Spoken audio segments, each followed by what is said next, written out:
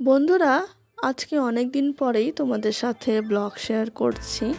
আর এতদিন ব্লগ কেন দিতে পারিনি সেটা আমি তোমাদের ভিডিওর মাধ্যমে আমি জানিয়েছি।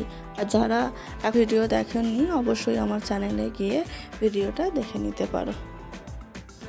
বন্ধুরা, ভিডিওটা দেখে তোমরা ভাবছো যে ভুট্টা দিয়ে আজকে কী রেসিপি তৈরি করতে চলেছে।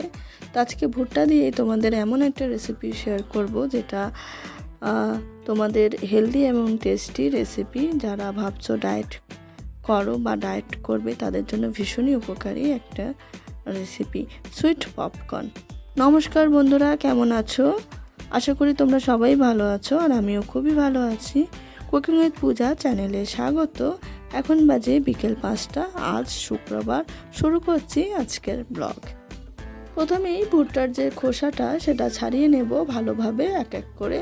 এরপরেই কিন্তু অল্প জলে ভুট্টা 2 খণ্ড করে কিন্তু সেদ্ধ করে নেব।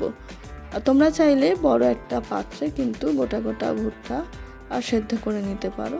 আর এখানে আমি 2 খণ্ড করে সেদ্ধ করে নিয়েছি অল্প পরিমাণে জল দিয়ে, যাতে জায়গাটা বেশি বড় ছিল না তার জন্যে। এরপরে কিন্তু এক এক করে দানাগুলো ছাড়িয়ে একটা পাত্রে তুলে নিয়েছি। তারপরে এর মধ্যে কিন্তু দিয়ে দিচ্ছি, তো বন্ধুরা আগে থেকেই কেটে রেখেছিলাম শসা, পেঁয়াজ, কাঁচা লঙ্কা আর গাজর, এগুলো আমি কেটে রেখেছিলাম। তোমরা চাইলে কিন্তু টমেটো এবং ধনেপাতা অ্যাড করতে পারো তোমাদের পছন্দ অনুযায়ী। এরপর কিন্তু দিয়ে দিচ্ছি বিট নুন আর লেবু, পাতি লেবু। এরপর কিন্তু দিয়ে দেবো গোলমরিচ গুঁড়ো আর ভাজা মশলা এবং সর্বশেষে দেব কিন্তু কাসুন্দি। এইভাবেই কিন্তু সুইট পপকর্নটা সুন্দরভাবে মেখে নেব। এর একটা যে গন্ধ, যেটা খুব সুন্দর গন্ধ আসে, যেটা তোমাদের বন্ধুরা জাস্ট দেখো, সুইট পপকর্নের কালারটা জিভে জল আনার মতো না। তো বন্ধুরা, আমি প্রথমবার ট্রাই করলাম, তাই ভাবলাম যে তোমাদের সাথে একটু শেয়ার করে দিই। যারা যারা ডায়েট করছো তাদের ভীষণই উপকারী হবে। আর যারা ভাবছো যে সন্ধ্যের টিফিনে কি বন্ধুরা, তোমরা সন্ধ্যের টিফিনে এই সুইট পপকর্ন রাখতে পারো। আশা করি তোমাদের খুবই ভালো লাগবে। আর যারা বাড়িতে ভাবছো যে বানাবে তারা কিন্তু ঝটপট বানিয়ে ফেলো, আজকেই ট্রাই করে ফেলো, অবশ্যই ভালো লাগবে।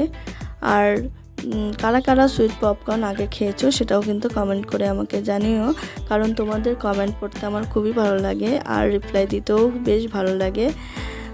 আর তোমাদের কমেন্টের আশায় আমি বসে থাকি যে তোমরা কতক্ষণে আমাকে কমেন্ট করবে সেটাও।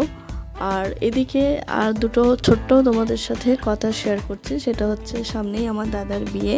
প্রত্যেক দিনের ব্লগ আমি তোমাদের দিতে পারবো না, তবে চেষ্টা করব 1-2 দিনের অন্তর অন্তর তোমাদের যাতে ব্লগটা শেয়ার করা যায় সেটা আমি কিন্তু চেষ্টা করব। আর সমস্ত বিয়ে কাজ মিটে গেলে অবশ্যই কিন্তু প্রত্যেক দিন যেরকম ব্লগ শেয়ার করতাম সেরকম কিন্তু করব। আর একটা ছোট্ট কথা, যেটা হচ্ছে আমার গলাটা একটু ধরা, যেটা হচ্ছে গলাটা বসে গেছে ঠান্ডায়, ভয়েসটা দিতে একটু কষ্ট হচ্ছে, সেটা তোমরা একটুখানি আজকের ব্লগ এখানেই শেষ করলাম। ব্লগটা ভালো লাগলে অবশ্যই চ্যানেলটিকে সাবস্ক্রাইব করে দিও। টাটা।